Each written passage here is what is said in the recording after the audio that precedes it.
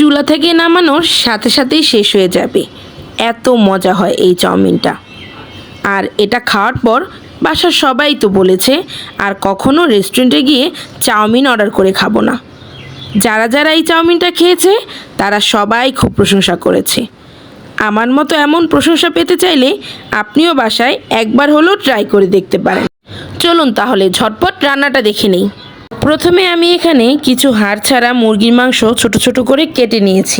তারপর এর মধ্যে আদা রসুন বাটা, পরিমাণ মতো লবণ, লাল মরিচের গুঁড়া, জিরার গুঁড়া, গরম মশলার গুঁড়া, soya sauce, tomato sauce, cornflour দিয়ে সব কিছু একসাথে খুব ভালো করে মাখিয়ে একটা সাইডে রেখে দিচ্ছি। তারপর আমি এখানে চাউমিন রান্নার জন্য একটি সস তৈরি করে নিচ্ছি। তার জন্য একটি বাটিতে বেশ পরিমাণ টমেটো সস নিয়ে নিয়েছি। তারপর soya sauce, 1 packet Maggi magic মশলা আর দিচ্ছি টেস্টিং সল্ট। আপনারা টেস্টিং সল্ট ব্যবহার করতে না চাইলে এর বদলে চিনিও ব্যবহার করতে পারবেন। এখানে সুইট চিলি সস হাতের কাছে থাকলে সেটিও ব্যবহার করতে পারবেন। আমার হাতের কাছে ছিল না, তাই আমি এটি স্কিপ করেছি। এবার সব কিছু একসাথে মিক্সড করে একটি সাইডে রেখে দিব। এবার চলে যাচ্ছি নুডলসটা সিদ্ধ করার জন্য। তার জন্য চুলায় পানি বসিয়ে এর মধ্যে লবণ আর কিছুটা রান্নার তেল দিয়ে দিচ্ছি। পানিটা ফুটে উঠলে দিয়ে দিচ্ছি নুডলস। আপনারা এখানে যে কোনো ধরনের এগ নুডলস ব্যবহার করতে পারেন, সেটা মোটা বা চিকন, যেটা হাতের কাছে থাকবে সেটাও ব্যবহার করতে পারবেন। প্রায় 7 থেকে 8 মিনিট অপেক্ষা করার পর নুডলসগুলো সিদ্ধ হয়ে এসেছে। এবার একটি স্ট্রেনারের সাহায্যে নুডলসের পানিগুলো ঝরিয়ে ঠান্ডা পানি দিয়ে ধুয়ে নিব।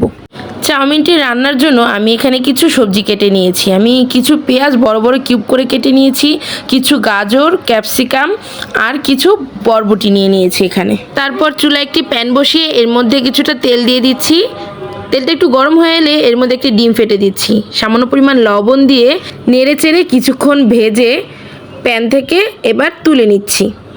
ডিমটা তুলে নেওয়া হয়ে গেলে অবশিষ্ট যে তেলটা থাকে সেই তেলের মধ্যেই আমি আগে থেকে কিছু সসেস আর মাশরুম কুচি করে রেখেছিলাম, সেগুলো এর মধ্যে দিয়ে দিচ্ছি। মাশরুম আর সসেসগুলোকে কিছুক্ষণ নেড়ে চেড়ে ভেজে নিব। ভাজা হয়ে গেলে প্যান থেকে তুলে নিচ্ছি।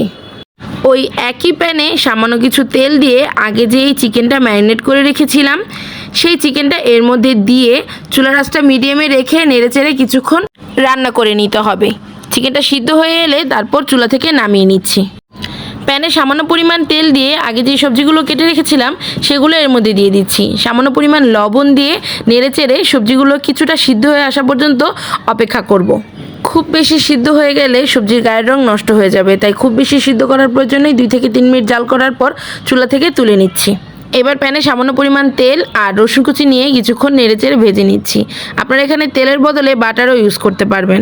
কয়েক সেকেন্ড ভাজার পর রসুনের কাঁচা গন্ধটা চলে গেলে আমরা যেই সসটা তৈরি করে রেখেছিলাম সেটি এখানে দিয়ে দিচ্ছি। তারপর কয়েক সেকেন্ডের মতো সসটাকে একটু নেড়েচেড়ে সিদ্ধ করে রাখা নুডলসগুলো এর মধ্যে দিয়ে দিব। এবার সসের সাথে নুডলসগুলোকে খুব ভালো করে মিক্সড করে নিচ্ছি। এই প্যানটা একটু ছোট হয়ে গিয়েছিল, তাই ইতিমধ্যেই আমি নুডলসগুলোকে একটি বড় প্যানে ট্রান্সফার করে নিয়েছি।